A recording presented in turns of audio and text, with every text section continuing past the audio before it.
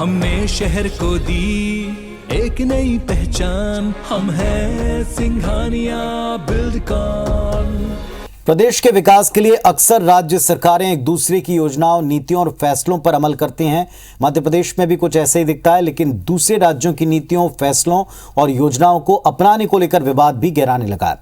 उत्तर प्रदेश की राह पर मध्य प्रदेश का सफर, इस पर कई बार प्रश्न उठे।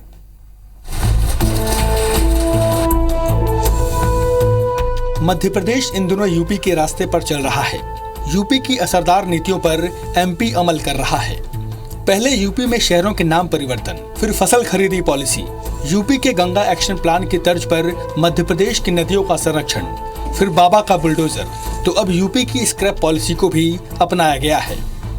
कुछ दिनों में ये पॉलिसी भी लागू हो जाएगी।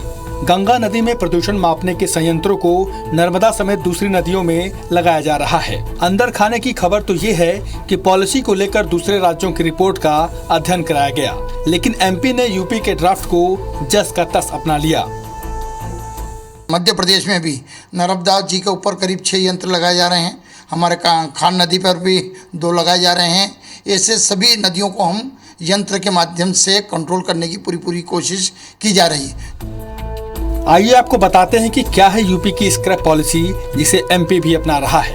पॉलिसी के तहत 15 साल पुराने पेट्रोल वाहन बगैर फिटनेस नहीं चलेंगे। 10 साल पुराने डीजल वाहनों पर बगैर फिटनेस रोक रहेगी।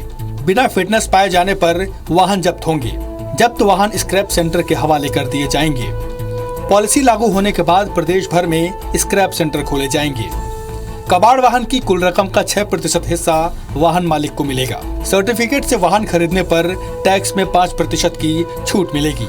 अनफिट वाहन हटने से हादसे और पर्यावरण प्रदूषण में कमी आएगी। निश्चित रूप से उसकी ज़रूरत है। देखिए, देश में सभी जगह स्क्रैप पॉलिसी बन रही है। हमारे यहाँ भी स्क्रैप पॉलिसी बनी हुई है और उसको क्रियान्वयन करने की आवश्यकता है, उसको हम लोग करेंगे। यूपी की राह पर एमपी के बढ़ते कदमों को लेकर सियासत भी शुरू हो गई है। कांग्रेस का आरोप है कि मोदी और योगी की भक्ति के लिए ही मध्य प्रदेश अब यूपी की नकल कर रहा है।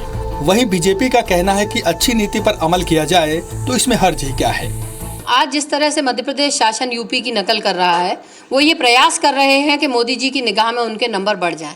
लेकिन मोदी जी की निगाह में नंबर बढ़ाने की अपेक्षा उन्हें जनता की निगाह में अपने नंबर बढ़ाने चाहिए, तभी मध्य प्रदेश शासन सफल माना जाएगा। एक जैसा वहाँ गंगा जी हैं या नर्मदा जी हैं तो एक जैसा काम हो सकता है। इसलिए हमने नदियों के संरक्षण के लिए, झीलों के संरक्षण के लिए, पर्यावरण की सुरक्षा के लिए सारे कदम मध्य प्रदेश की माननीय शिवराज जी की सरकार ने लगातार उठाए।